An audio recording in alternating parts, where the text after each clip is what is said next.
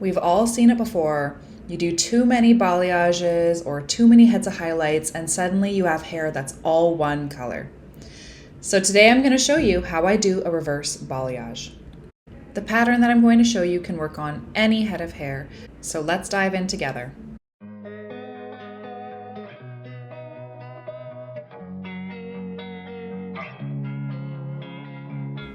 Welcome back to Bobby's Crew. To anybody who's been here before, I'm Katie, the head stylist at Bobby Hair Studio, and I'm going to be showing you guys today how I took my client from this too blonde, too much at the ends, it's looking way too rooty up at the top, it's just too much contrast, even though there's not much contrast. It's a level 7 to a level 9. How do we fix this? How do we make it more natural? How do we do blonde? I'm going to show you. Despite her top roots only being a couple inches long, the underneath is quite a bit longer because last time we did her hair, we only needed to do a half head.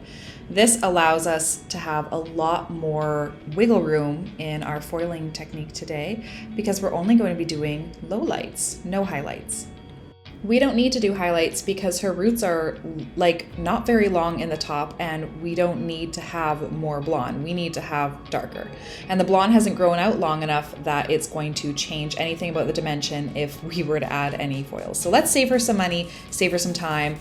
I'm gonna pull out this very skinny halo around her whole perimeter, and that's going to be her kind of money piece. It's going to be super, super subtle, but this is what that looks like all the way around the head. Now I'm going to show you guys how I do my low lighting placement for this. I've left out her halo, and now I'm taking a big chunk at the very back bottom, and that's going to be sitting right next to the halo of what's going to be left as a blonder color. This is the low light that we're putting in kind of all over the place, and you'll see with my placement, because we only have like a level and a half, maybe 2 levels of difference between her dark color and her light color, the lowlights have to be big and chunky, but they are for the most part going to be on angles, so they're a lot softer. But anything that's in the back is going to be bigger and chunkier because we need it to be more noticeable. We need to see the difference between the two colors.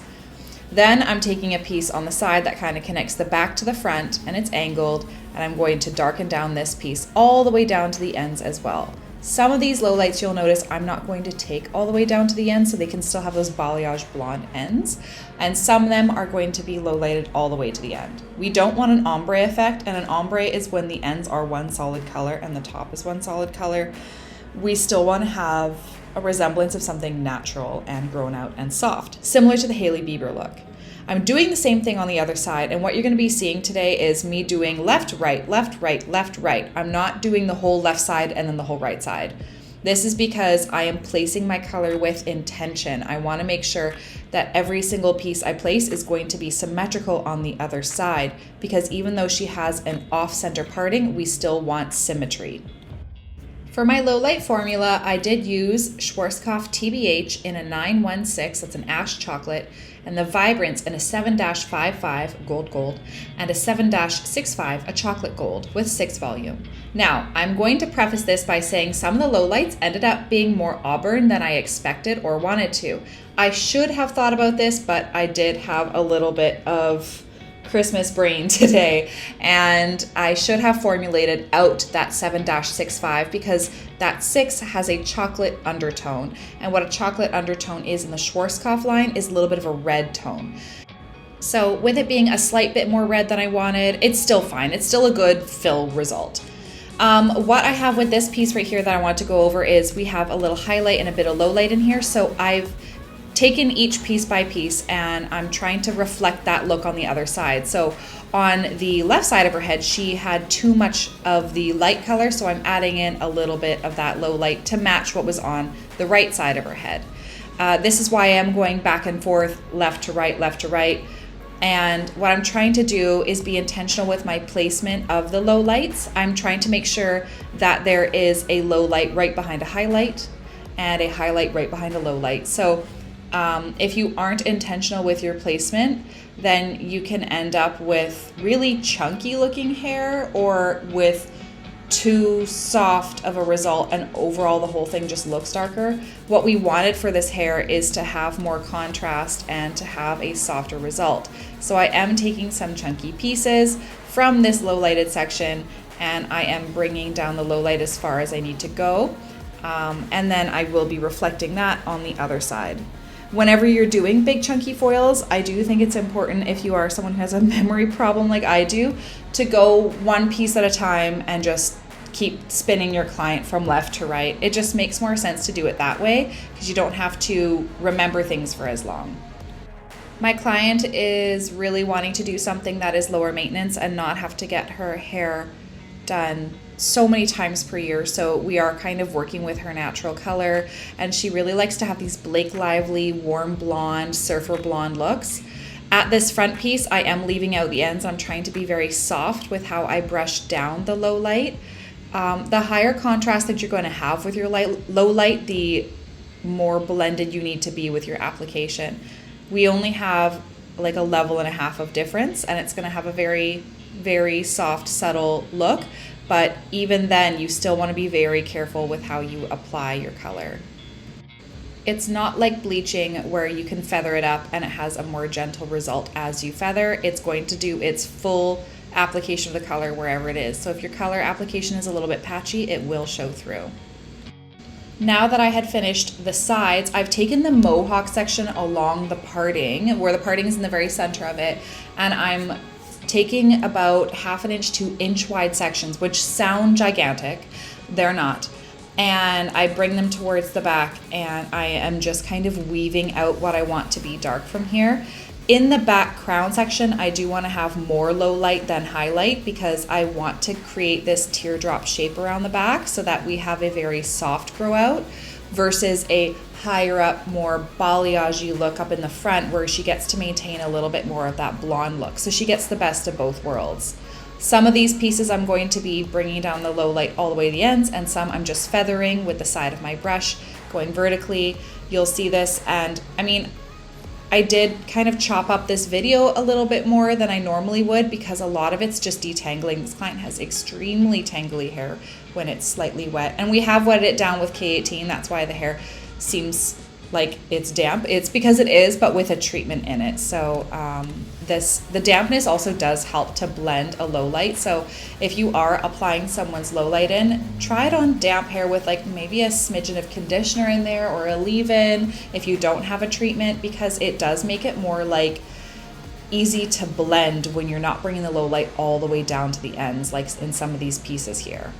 I'm essentially just trying to be very thoughtful about where I'm placing my dark, where I'm placing my light. But what I like about this mohawk and weaving is that it's lower risk for getting chunks that you don't want to see in the low or the highlight kind of colors, versus on the sides, they're going to be more chunky and obvious, but they are underneath, so they create dimension and contrast. So if you're a beginner to doing reverse balayage, I really like this pattern because the mohawk keeps it really soft and subtle, but what's underneath is what creates the bam, like the contrast. When you curl it, you really see the difference between the two colors. But this does keep like a little bit of a safety net of, okay, so you've done some weaving, everything was pulled in a mohawk section towards the back, which is the opposite of how it usually likes to sit, which adds a little bit more of that blend and softness into it.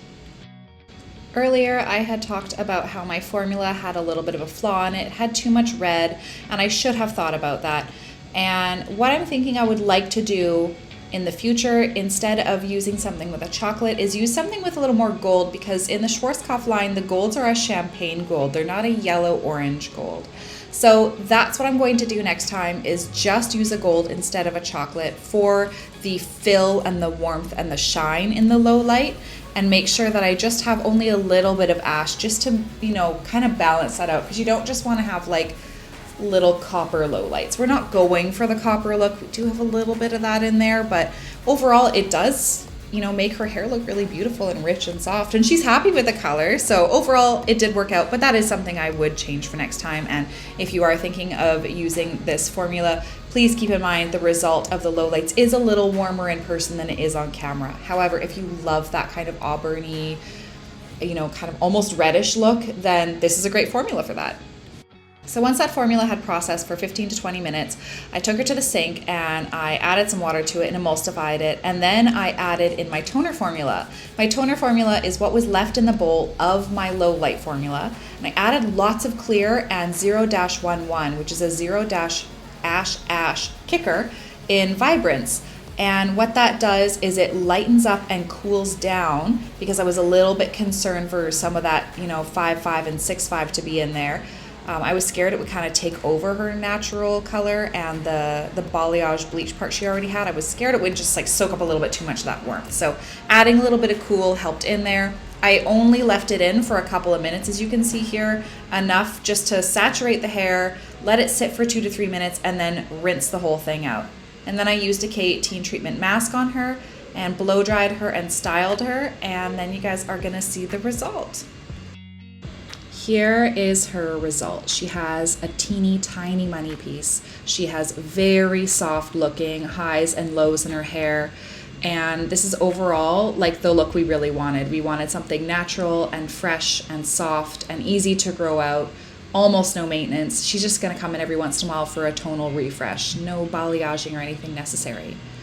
I really like my blend and I liked my pattern today. I would fix my toner, but overall, I'm pretty happy. What do you guys think? Leave some notes in the comments for me if you have any other formulas that you'd like me to try or something that you would have done different with today's service. And please remember to like and subscribe, and I'll see you guys on the next one. Have a lovely evening.